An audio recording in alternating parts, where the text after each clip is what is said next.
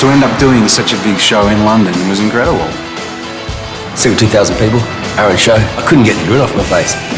You could see every face. The pinnacle. The best show. This is good. I like this. It was great. It was amazing. I couldn't believe it.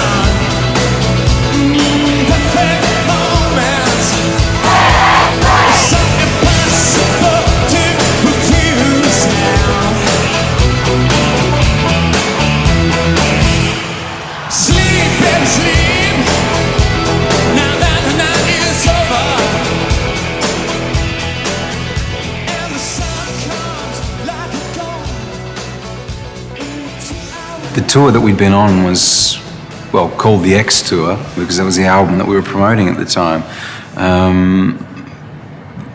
But the tour itself had been running, well, for quite a few months, I think, at that point. We'd been touring for the X album for about 14 months, I think, and we'd had a small break, and we went back just for a 3-week sort of stint in that summer in July of '91. I don't think tired, I don't think is quite the right word at that point, as I think that we were actually on quite a good roll. We were playing really well and really enjoying the concerts that we were doing.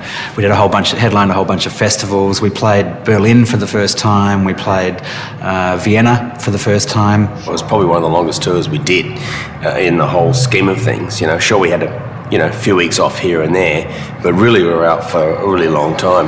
And it was kind of the culmination and the end of it. So from that point of view, I think we could sort of see the light at the end of the tunnel, and we were running for it, you know what I mean? You could see that the band were getting to that point where they had that playing momentum, that rapport on stage that had come from so many years. So by the time that we got to knowing we were playing Wembley, or the band was playing Wembley Stadium and we were going to record it, everyone was very, very confident. I remember going out to the stadium the day before for sort of sound check. We had to do it the day before because the show obviously started sort of around lunchtime on the day, and we got out there and just seeing Wembley Stadium sort of empty, but just I've never seen so many people and vans and trucks and just equipment and cameras, and it was actually, I think that kind of gave me more butterflies going out to do the sound check that day than actually the day of the show, just because it was sort of like, whoa, it is big, it's going to be huge.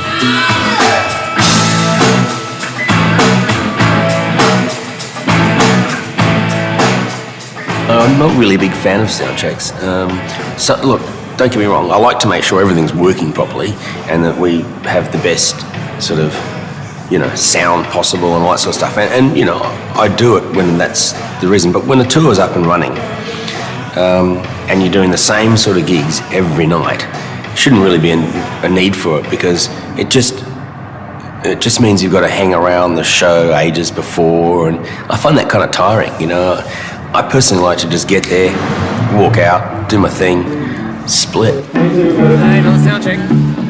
When we got to the stadium for sound check, when I sort of came through the bottom part where the barricade is, for the safety barricade in front of the stage, and looked back, I realized, okay, I think we've really outdone ourselves here. A lot of PA, a lot of lights, and even just the stage production was already pretty extensive. We went really wide because we had scrims with the side of the stage and big PA, and it's pretty massive. Yeah. Sound checking at Wembley was actually a trip, I'd sound check there again tomorrow, even without playing a gig afterwards. We had enough crew there to make them fill out a small club here,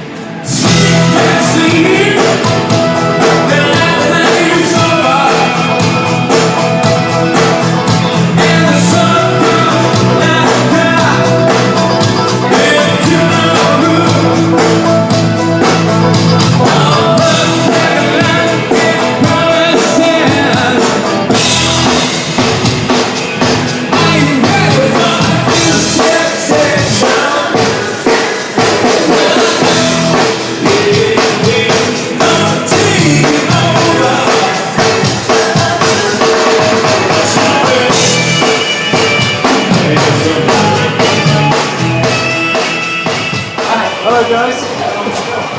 This is me leaving. You know the back, mate, I'll drive.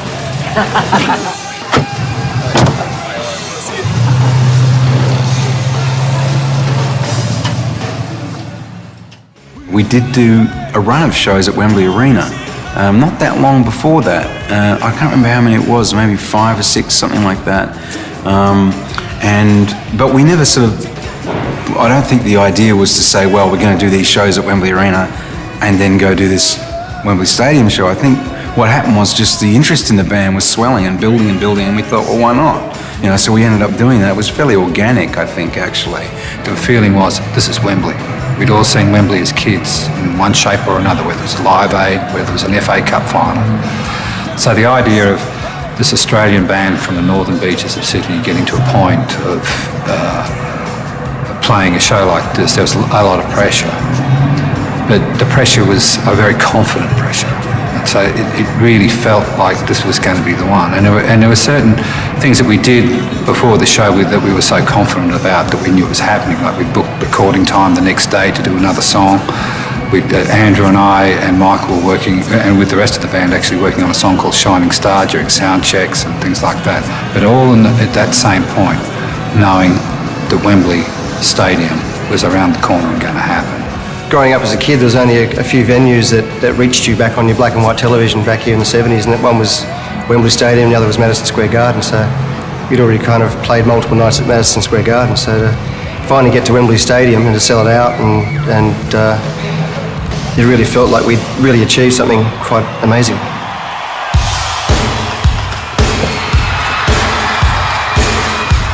Come over here.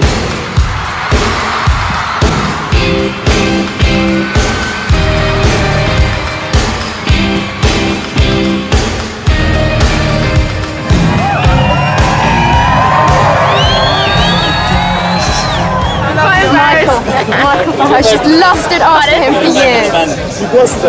She has lusted after him. It's been a nightmare at school. The video is on all the time. Everyone in the house. That's good because he'll know at last. I've got all where the his love videos. lies. My mum's expecting the wedding soon. She wants him around for tea just to see if he's alright. I'm actually 5 foot. I hear you like short girls, so.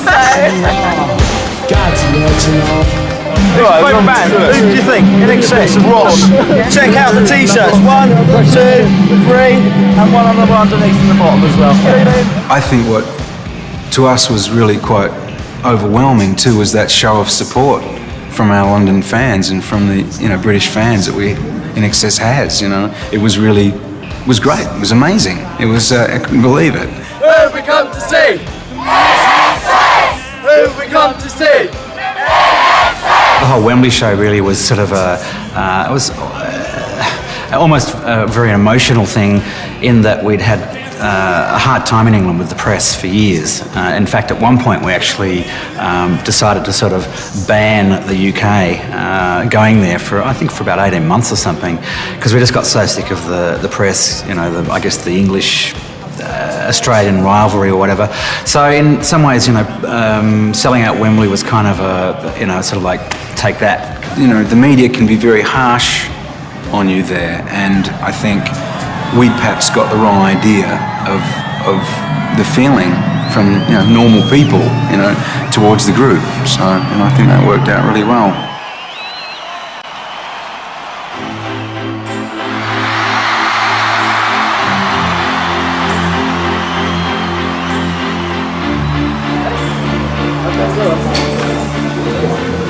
Mike, I'm going to ask you a really boring question. How did you spend the day? What did you do today? I tried to get out of bed for about 4 hours and I eventually got out of bed.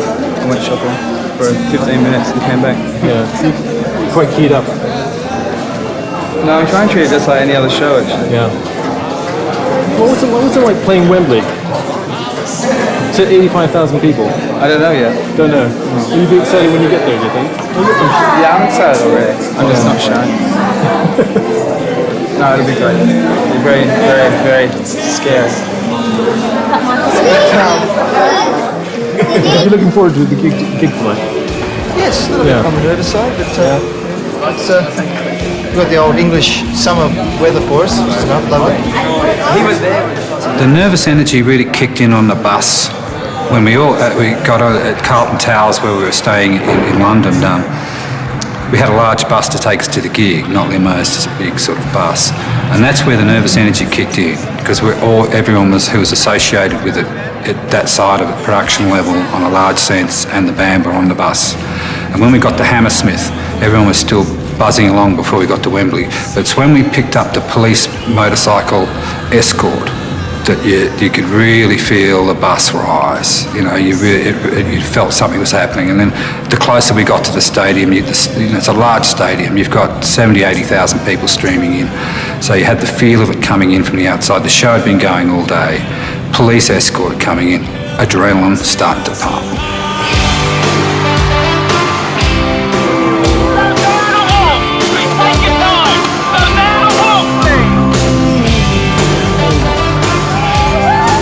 For your own safety, please walk across the pitch.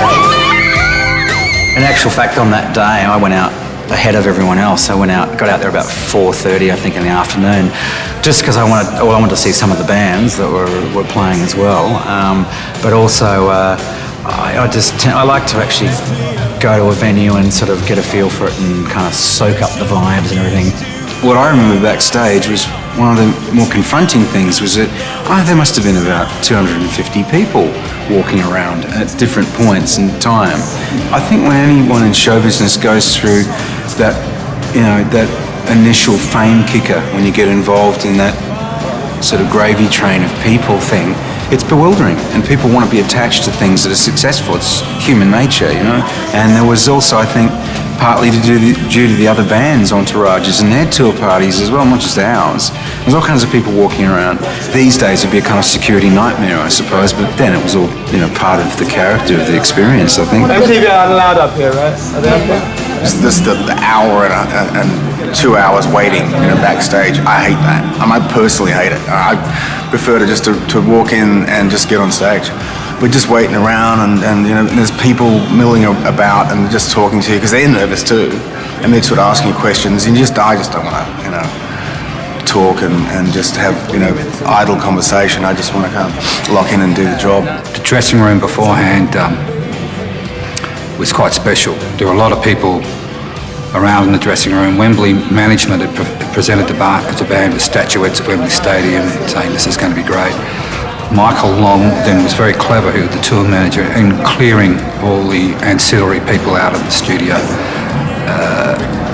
And the band and I talked, Chris talked, basically, let's go, let's do this thing. I got to know what instruments it is.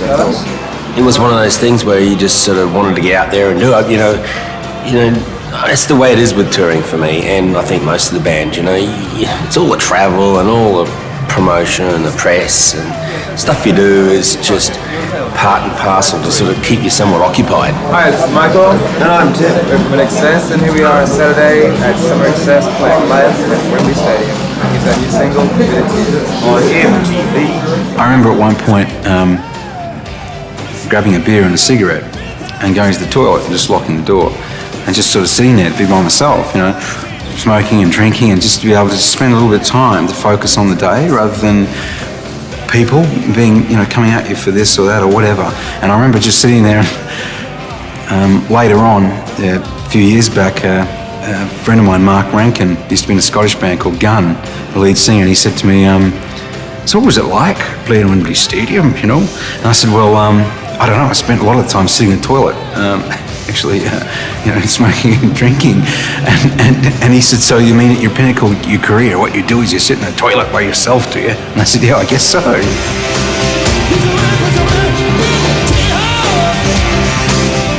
do you play these things? I'll get a nice shot of his bum. I'll get it.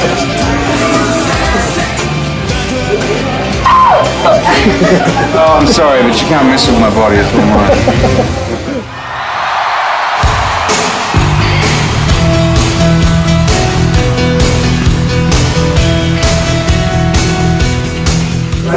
We're gonna make Michael wear this tonight. Oh, show it to me. This one. It's gonna be nice and smelly after a concert. 2 hours. Just got to get my thing right here. Okay. Okay, ready to go. Jesus and Children of the Stone. I've always had this thing about sort of mindset and being positive and you know, Jesus was a really positive person, tried to preach a good thing to a great many people to improve their lives, you know, and it was kind of my way of like saying, dude rocks, you know, like, so I had these shirts printed up. Easy, was this happening as Jesus or decision? Just suddenly had this idea and I thought, look, I'm going to wear a Jesus shirt. Does anyone mind? What? Was the you know, the response from the rest of the band. And I said, you know, yeah, I just think, you know, the guy's kind of cool, you know, he's got long hair, a beard, you know, they nailed him to a cross, you know, he did a lot of great stuff for people. He's the supposed son of God, you know, like how much better can you get? Maybe you should have got a Mohammed shirt, mate. Oh, that would have been fucking perfect. Can we have a Mohammed t-shirt in 15 minutes? Judith, this is a Life of Wardrobe job. We'd like a Mohammed t-shirt in 15 minutes. Thank you.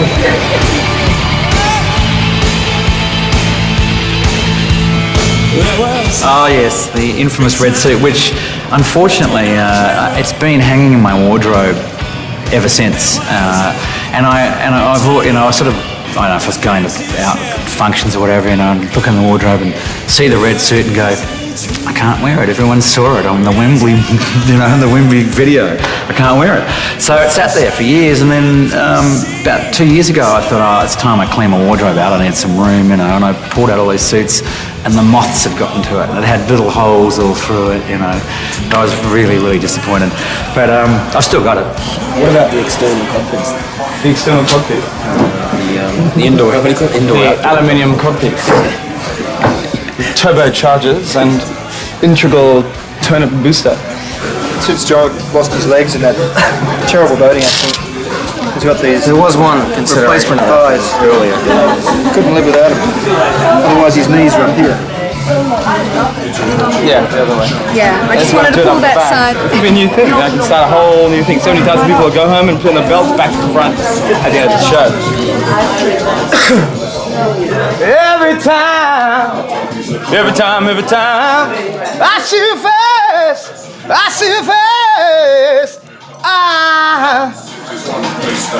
Could you please be quiet? We've got a conversation over here. 2 days beforehand, on our way to London from, I don't know where we were, somewhere in Europe, and we're, you know, flying to London, and I was getting off the bus at the airport and I tripped and went flat on my face and twisted my ankle, like severely, the worst I've ever had a twisted ankle. And so it just freaked me out. Like the 2 days before I was going, oh God, I'm not going to do the show. I'm not going to be able to move and whatever else. And anyway, luckily some physio kind of doctor guy came along prior to, you know, going on stage at Wembley and strapped me up and strapped my ankle up and it was fine. It's been quite sober.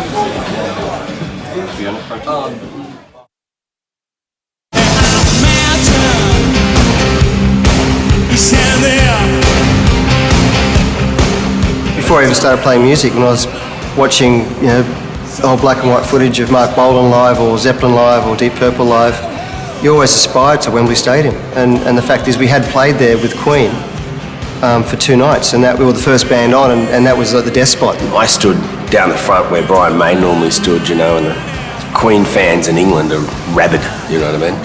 And we were like dodging bottles and loaves of bread, tomatoes, and what's this, INXS? Who are these guys, you know what I mean?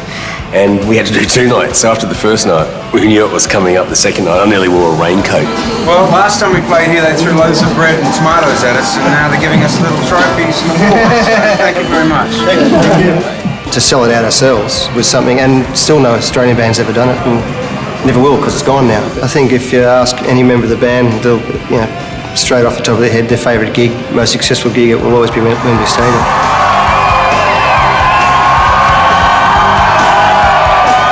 It wasn't really so much the size of the audience, it was the fact that it was us in England and it was INXS Day on BBC radio, you know, and that was blasting backstage in the dressing rooms. No, it's the radio.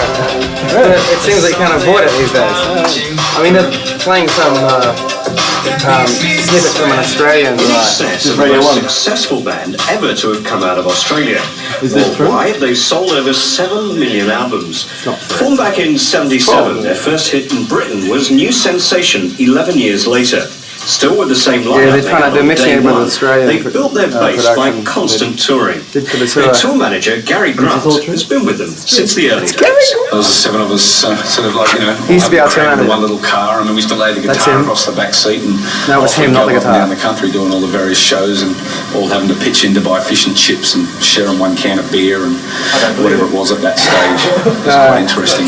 What kind of gigs did you do in that stage? Presumably it was sort of small. We knew there was 16 cameras and a helicopter with a camera in it out there to film it. And, you know, someone offered to fly Michael and I in on a helicopter before the show to do this, that and the other. It was like someone was going like, how nervous can we make her? Come on, you know? Superstitious, yes. So I always put my left boot on first. Serious? Yeah. Always. I put it on the right foot once and I had a really great time. I'll never do that again.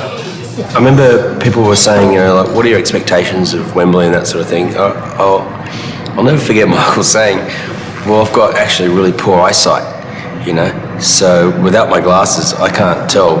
All I see out there is a fuzz, you know. You know that all lead singers are blind and smoke cigarettes. Can't see the audience, I have no idea. You know, this is all sort of abstract concept to me, really. It's theory. It's absolute theory because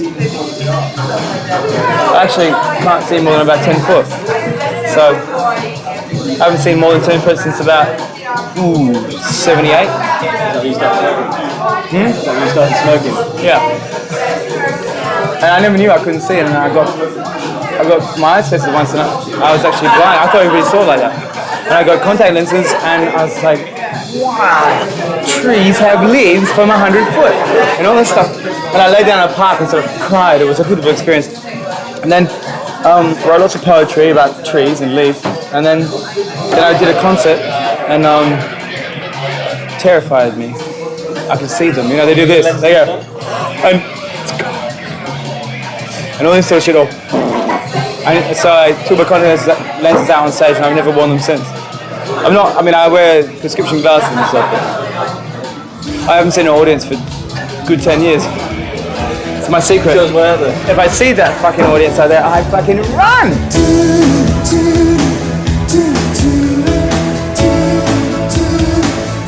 Because Michael's thing was, because he couldn't see how massive the venue was, he just performed to the first 20 rows, and that's what was always so intimate. Michael had a lot of vision, maybe, you know, not necessarily physically, but he really knew how to really throw, you know, to people and connect. And I think he was really on form that particular night.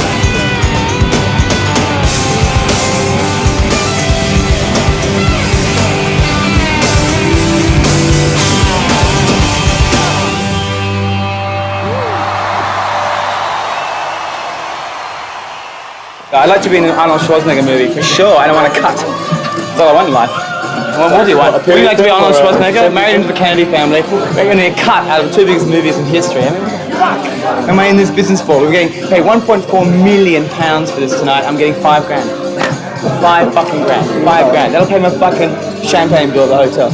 I remember asking Chris, you know, who was managing us at the time, Chris Murphy, I remember asking him, you know, so, you know, we must have made a lot of money tonight, and him nervously shuffling around saying, well, because we did talk about it, obviously, we knew it was being filmed, and then he said, well, we had, you know, obviously the production was expensive, and I realised what he was saying. At the time, I was sort of thinking, we could have made all that money, but years later, you know, he had a lot of foresight, because in actual fact, we wouldn't have all this to talk about, and we captured a moment that was very important in our career, in a point of our career that was really significant. So I think, you know, a lot of credit's got to go to that, actually.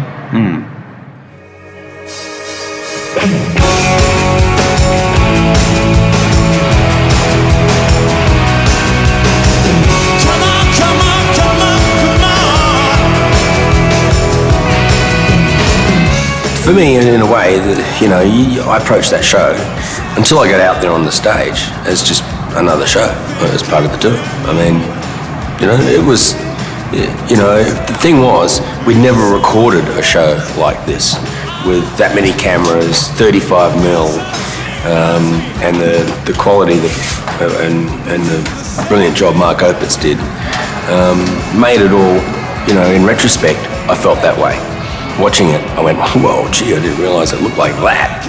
I try personally to keep my head around the space of it's just another show. Right from the second I climbed through that little, there's a little trap behind my kit, and there's a little sort of cubby. I could sit there and wait before I go on stage, and I went through the curtains, walked on to the drum riser and sat down, and because I was the first guy on stage, and I was like, okay, another day at the office, I wasn't actually that nervous until probably that, 30 seconds where we're actually sort of standing behind the stage about to go on, and John starts up his drum loop for Guns, and that's when sort of I think it sort of goes woo.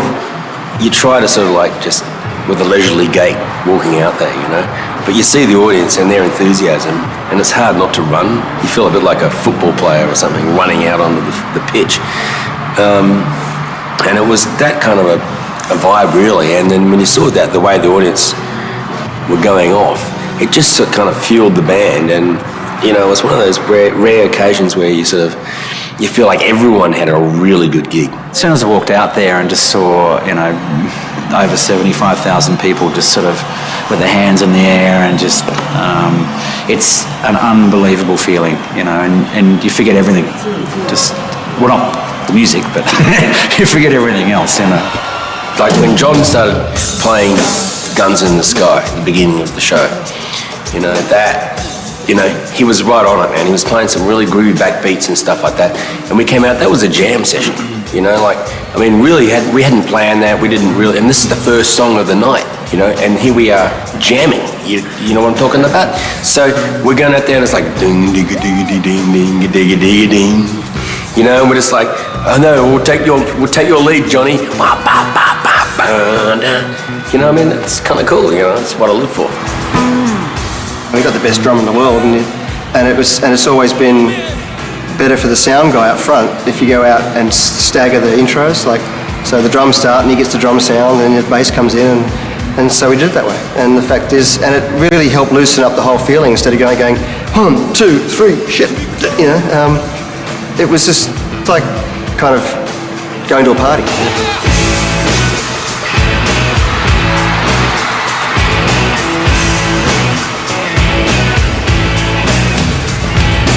I think it was great weather for a gig because there was cloud, I think, which kept, and there was no wind, which meant all the sound would sound great, because it wasn't phasing with the PA, it was just really, and it was still. As this concert was going down, I was going, I cannot believe how good the band is playing. And obviously it was because the whole unit was so well tuned at this point, as I said before, gathering momentum. And it's from Guns in the Sky to the end, it was just a sensational concert.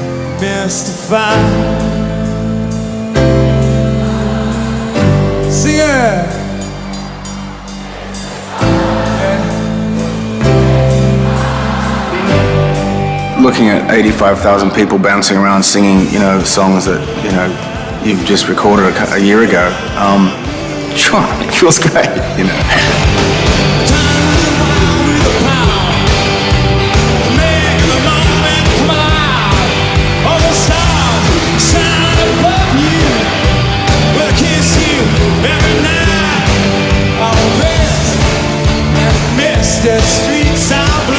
I think for INXS it's always been more about music and the performance of that than really attitude, and so I think that's helped us to cross international boundaries too. And it's about music, it's about performing, it's about people having a good time. I think that's what matters, and I think that night we did that.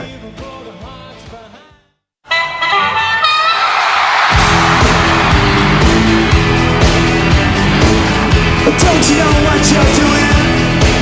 You got a death wish.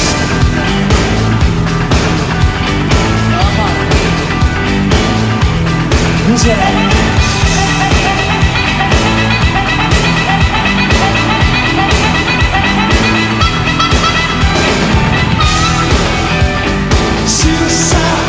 the point of the show at Wembley that makes it significant is that, first of all, it was shot well on film. It was really, really done well by David Mallet and his crew, really well, and well recorded by Mark Opitz and the people who were doing the recording for us at the time. Did a great job, and those guys doing that back end media stuff for us was brilliant, because it really helped us to have something now to this day that is important. First of all, obviously Michael's not with us, unfortunately, but neither is Wembley Stadium. And so the fact that all that got captured intact is incredible in itself. That's what makes it significant to me. And that we played well. Michael, did an amazing job up front, really incredible. And we played well, and it sounds good, it looks good, and I think that's what makes it special, is the combination of those factors. Someone like me who'd started early with the band and gone through all that and seen the band develop from clubs in Wollongong and Sydney to get to a point at Wembley Stadium, you cannot imagine how proud I was to be part of that and to be there, and how proud I was of that band to see what they achieved in that particular moment in time. It was unbelievable, and you just watch the sea of people. In hindsight, there were so many great decisions made that weren't purpose-built. For instance, the fact that the show started in daytime and finished into night. It allowed the lighting to take the shape. It allowed a much more variety in the pictures, the way it came out. So all those additives, it was a band playing at a gig. But when you add the whole thing, and as Michael says, this is the biggest pub gig we've ever played, and that's what they are, a pub rock band playing in the highest echelon you could possibly play at. So thereby, there's no greater testament to a pub rock band than playing packed out Wembley Stadium and really killing it.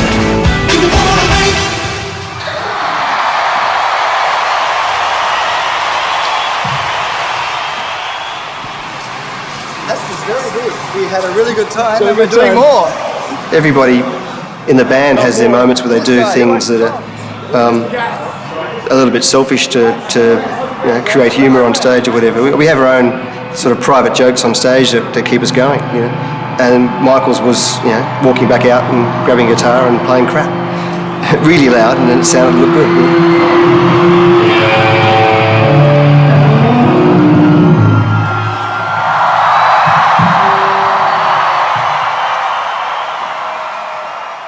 Very grounding experience when you're playing Wembley Stadium. Jodie was 3.5 or 4 months pregnant, and we were out shopping and buying, toys for the future baby, etc. And during about the 4th song or 5th song, she started losing the baby. Her borders broke, and so she was whisked off to the infirmary. And then I played the whole show and walked off at the end, and thinking, wow, I'm gassed. What a great concert. And then as soon as I walked down the stairs, 4 policemen grabbed me, and Chris Murphy, our then manager, sort of said, you've got to go with them. So I'm like, what have I done? And straight through the entire audience, around the outskirts of the stadium, as the audience was all leaving, in my gear, straight through the whole crowd to the back. The infirmary was at the far end of the stadium, and there's Jodie there directing, she's okay, but she's directing all the kids who've taken the brown acid instead of the green acid, and she's talking all these kids through their bad trip. It was just quite amazing. It was like the infirmary was full of about 40 or 50 kids, all there because they'd been sold bad drugs. And there's Jodie in the middle on directing traffic and looking after the kids. But we almost lost our first child, who's Lucy's now nearly 13. So by the time I got down to the party room at the hotel, everyone was over enjoying themselves, and I was just so grounded. It was like, I'll have a beer now. It was quite funny when you look back at it.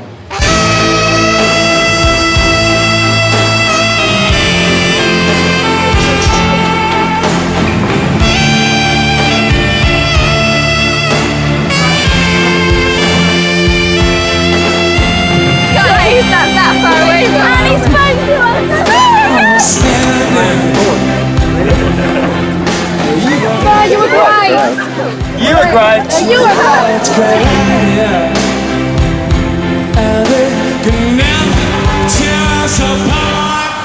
I think when you get that kind of pressure before a show, you do feel an enormous sense of relief that you simply got through it and did what you did, enjoyed it. And then, you go, great, fantastic. I loved that. That was wonderful. Let's do it again. But things don't always go that smoothly. And shit happens, and you get stuck in it. That's real life. But that night, just everything clicked. It just was, it was a good feeling. I'm extremely proud of it. And I'm proud that, when my kids see it and they go, who's that guy? Where's the hair gone, Dad?